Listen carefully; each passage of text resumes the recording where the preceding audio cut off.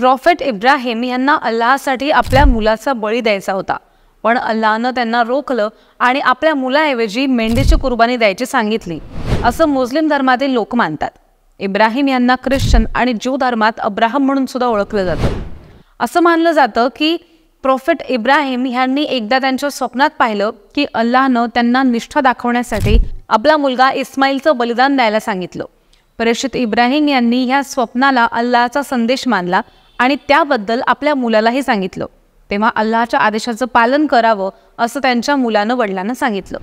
त्यानंतर इब्राहिम अल्लाहसाठी आपल्या मुलाची कुर्बानी देणार होते. त्याच क्षणी अल्लाहनं इब्राहिम यांना रोखलं आणि सांगितलं की त्यांचा हेतू हा केवळ इब्राहिम यांची परीक्षा घेण्याचा होता आणि मुलाचा खरोखर बळी देण्याची काहीही गरज नाही.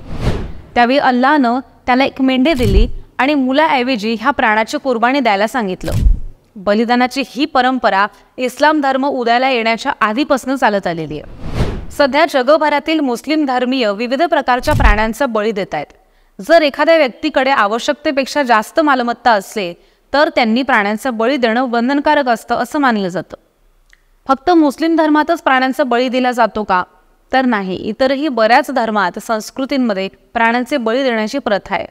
तर प्राण्यांचा बळी देण्याबद्दल इतर धर्मात जसं की ज्यू, ख्रिश्चन आणि हिंदू धर्मात काय सांगण्यात आलंय ते आज आपण जाणून घेऊयात. नमस्कार, मी ऋतुजा आणि तुम्ही पाहताय सत्य पे सत्ता, थोडक्यात पण महत्त्वाचं.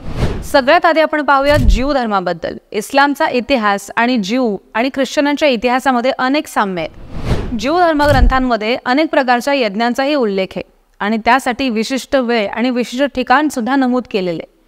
ज्यू धर्मामध्ये आजकाल बळी देण्याच्या सगळ्या विधी पाळत नाहीत, कारण की ज्या ठिकाणी बलिदान केलं जायचं ती जागाच आता अस्तित्वात नाहीये आणि म्हणून सध्या बळी देण्याच्या ऐवजी आपल्या प्रार्थनेमध्ये त्याविषयीचा उल्लेख केला जातो असंही ज्यू सांगतात. अमेरिकन ज्यू विद्यापीठातील डॉक्टर आर्टसन ब्रॅडली शावेट सांगतात की रोमन योद्ध्यांनी दुसरं टेम्पल उद्ध्वस्त केल्यापासून ज्यू धर्मात प्राण्यांच्या बलिदानाला ही परवानगी नाहीये आणि यावर कायमची बंदी सुद्धा घालण्यात आली आहे असंही अनेक लोक मानतात. पण मसीहाच्या अवतारानंतर ही परंपरा साजरी करण्याचा ट्रेंड वाढलाय. ज्यूंसाठी टेम्पल म्हणजेच जेरुसलेमच्या जुन्या शहरामध्ये असलेला टेम्पल माउंट, आज जिथे अल अक्सा मशीद उभी आहे, ज्यू लोकांनी टेम्पल पुन्हा एकदा बांधलं जावं अशी इच्छा व्यक्त केली. पुन्हा एकदा टेम्पल बांधल्यावर ते त्या ठिकाणी प्राण्यांचा बळी देऊ शकतील असा त्यांचा विश्वास आहे. टेम्पल नसल्यामुळे बहुतेक ज्यू धर्मीय सध्या प्राणी बलिदानाच्या परंपरेचं पालन करत नाहीत. पण जेरुसलेममधील काही गट जसं की समॅरिटीन अजूनही काही सणांच्या वेळी बळीची प्रथा पाळतात, तर इतर काही गट जनावरांच्या किमती एवढी रक्कम दान करतात. मेंढ्या, म्हैस किंवा बकरी असा कोणताही बळी असला तरीही तो प्राणी बलिदानासाठी योग्य असलाच पाहिजे, म्हणजेच तो कोशर असला पाहिजे. हिब्रूमध्ये कोशर म्हणजेच तयार किंवा खाण्यासाठी योग्य असा अर्थ होतो. जे पदार्थ ज्यूंच्या आहाराच्या नियमांनुसार असतात त्यांना कोशर पदार्थ असं म्हटलं जातं.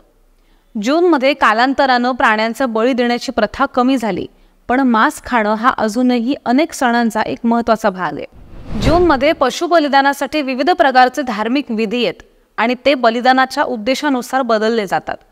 पूर्वी ज्यू धर्मात 3 धार्मिक सण होते जे पशु बलिदानाच्या दृष्टीनं महत्त्वाचे होते आणि हे सण म्हणजेच पेसाह म्हणजेच पॅसव, शावूत म्हणजेच आठवड्यांचा सण आणि सुकोट म्हणजेच मंडपांचा सण, रोश हशनाह म्हणजेच ज्यू नवीन वर्ष आणि योम किप्पूर म्हणजे प्रायश्चित्ताचा दिवस यासारख्या इतर सणांवर सुद्धा प्राण्यांचं बलिदान केलं जातं.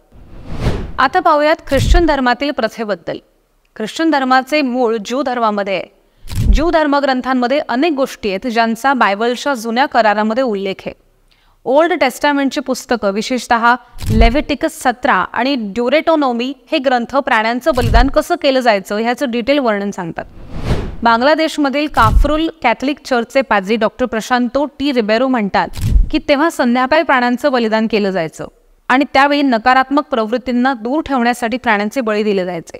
या दरम्यान ख्रिश्चन धर्मात प्राण्यांना बळी देण्याची प्रथा थांबली आणि या धर्मात येशू ख्रिस्तांच्या मृत्यूला सगळ्यात मोठं बलिदान मानलं जातं. ख्रिस्ती धर्मात येशू ख्रिस्ताला देवाचं कोकरू म्हणून पाहिलं जातं. डॉक्टर रिबेरो म्हणतात की ख्रिश्चन धर्मात सध्या बलिदानाची कोणतीही धार्मिक तरतूद नाहीये, पण देवाला नवस केला असेल आणि अजूनही काही ठिकाणी प्राण्यांचा बळी दिला जातो. ज्यूशी संबंध सोडला तर देवाच्या नावावर प्राण्यांच्या बळी देण्याबाबत ख्रिश्चन धर्मात विशेष प्रथा अशा नाही आहेत. पण ख्रिश्चन धर्मात मांस खाण्याबाबत कोणत्याही प्रकारचे निर्बंधही नाही आहेत. बऱ्याच देशांमध्ये ज्यू वलांडण म्हणजेच पासोव्हर सणाच्या वेळी मांस खातात. रिबेरो सांगतात की इटलीच्या प्रवासादरम्यान त्यांच्या लक्षात आलं की ईस्टर सण सुरू होण्याआधी ख्रिश्चन धर्मात मांस खाणं जवळजवळ अनिवार्य होतं. पण ज्यू धर्मात जसं पशुबळी आहे तसंच ख्रिश्चन धर्मात बलिदानाची परंपरा नाहीये. आता बघूयात हिंदू धर्मातील प्रथांबद्दल. हिंदू धर्मात पशुबळीच्या मुद्द्यावरनं वाद आहेत, पण हिंदूंचे काही लोक पशुबलिदानाची प्रथा पाळतात. उदाहरणार्थ भारत आणि बांगलादेशच्या अनेक भागांमध्ये दुर्गा पूजा आणि काली पूजा ह्यासारख्या धार्मिक विधींमध्ये प्राण्यांचे बळी दिले जातात. महाराष्ट्रात म्हसोबा, खंडोबा, तुळजाभवानी मातेला तसंच वेगवेगळ्या देवीच्या नावानं प्राणी बळी देतात. छत्रपती संभाजीनगरमध्ये म्हैसमाळ, शेंद्रा, चौका ह्या ठिकाणी बोकड कापून देवाला नैवेद्य दाखवला जातो आणि याला कंदुरी असं म्हणतात. हिंदू धर्माचा प्राचीन ग्रंथ ऋग्वेदात ज्या प्राण्याला बळी दिला जातो तो बंधनातनं मुक्त होतो असं नमूद केलंय.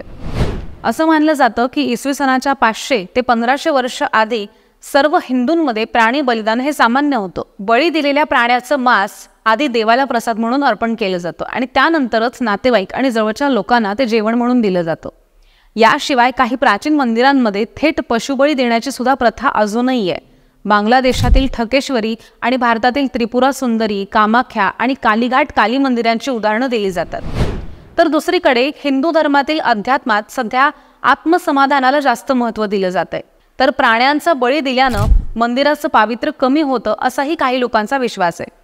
भारतात वेगवेगळ्या समाजातील लोकांनी स्वेच्छेनं विविध मंदिरांमध्ये होणारे पशु बलिदान हे बंद केलेत.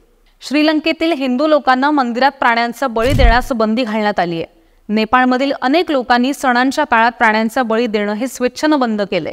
पूर्वी हिंदू राज्याचा एक भाग असलेला नेपाळ आता एक स्वतंत्र सार्वभौम प्रजासत्ताक आहे, पण तिथे कायदेशीररित्या पशु बलिदानावरती बंदी नाहीये. तर अशा प्रकारे वेगवेगळ्या समाजात, संस्कृतीत त्यांच्या चालत आलेल्या प्रथा परंपरेनुसार काही प्रथा आहेत, ज्यामागे त्या काळातील काही कारणं असतील. अजूनही खूप प्रथा असतील ज्या आपल्याला माहितीच नाहीयेत. तर अशाच काही इंटरेस्टिंग गोष्टींची माहिती जर तुम्हाला आमच्याकडनं हवी असेल तर कमेंट करून सांगा.